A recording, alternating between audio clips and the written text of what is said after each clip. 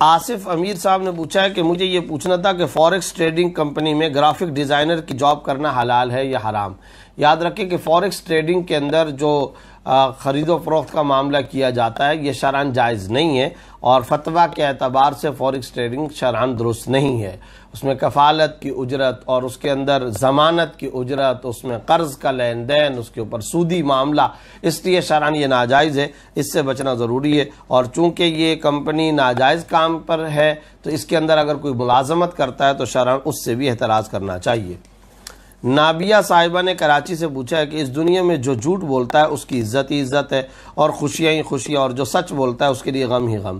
دیکھیں یہ مجھے نظر آتا ہے، آپ کو نظر آتا ہے، ہماری یہ ظاہری آنکھیں یہ بتاتی ہیں کہ جھوٹ والے کی عزت اور سچ والے کی پریشانی۔ ایک تو اس کے اندر بہت بڑا دخل ہماری سوسائٹی کا ہے، ہمارے معاشرے کا ہے، اعلیٰ قدریں وہ پیچھے دھکیل دی گئی ہیں، اس کا نتیجہ آج ہر کوئی بھگت رہا ہے۔ ایک فنکار، ایک اداکار، ایک رشوت کے اندر مشہور، ایک وہ شخص کے جو مکمل طور پر حرام خوری میں، قتل و غارت گری کے اندر اور ظلم اور تشدد کے اندر مشہور و معروف ہے، جب وہ آتا ہے سامنے تو سب کے سب لوگ کھڑے ہو جاتے ہیں۔ اور اسی شہر کا ایک پروفیسر، ایک ڈاکٹر، ایک انجینئر، ایک پڑھا لکھا شخص، ایک عالم دین، ایک امام مسجد آتا ہے تو کوئی خاص اس کو عزت نہیں دیتے رہے۔ تو یہ دراصل کیا ہے؟ یہ سوسائٹی کا جرم ہے۔ لیکن یہ بتائیے، یہ جب سوسائٹی کا جرم ہے تو کیا اس سے یہ نتیجہ اخذ کیا جا سکتا ہے کہ لائر، ڈاکٹر، عالم دین، امام مسجد اور اعلیٰ درجے کا اسکالر یہ بننا، یہ چیزیں غلط ہوتی ہیں؟ یہ چیزیں غلط نہیں ہیں، یہ چیزیں صحیح ہیں، یہ حق ہے، یہ درست ہے۔ اور اگر سوسائٹی کے کچھ لوگ عزت نہیں کر رہے تو وہ غلطی پر ہیں، یہ مجمع غلطی پر نہیں ہے۔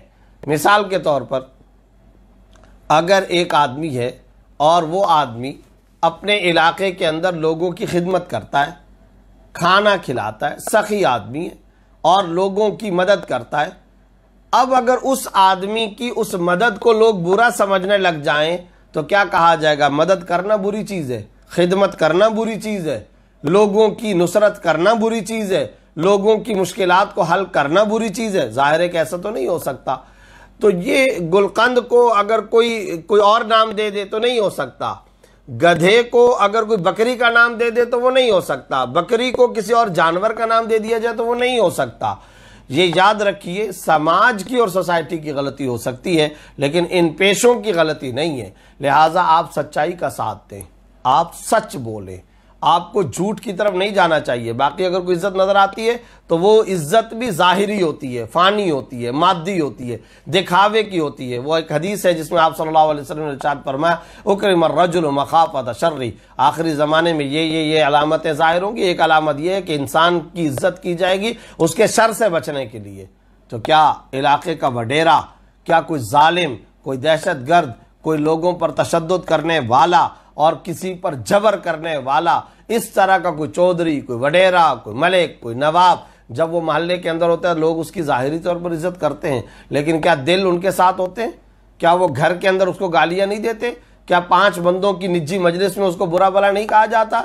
ظاہری بات یہ ہے کہ عزت اسی کی ہوتی ہے جو حق ہو، اور جو سامنے نظر آ رہا ہے اس کی عزت نہیں ہوتی۔ جو کچھ آپ کو نظر آتا ہے یہ اس کے شر سے بچنے کے لیے سارے کا سارا معاملہ کیا جاتا ہے، حق اور عزت اور درستگی نہیں ہوتی۔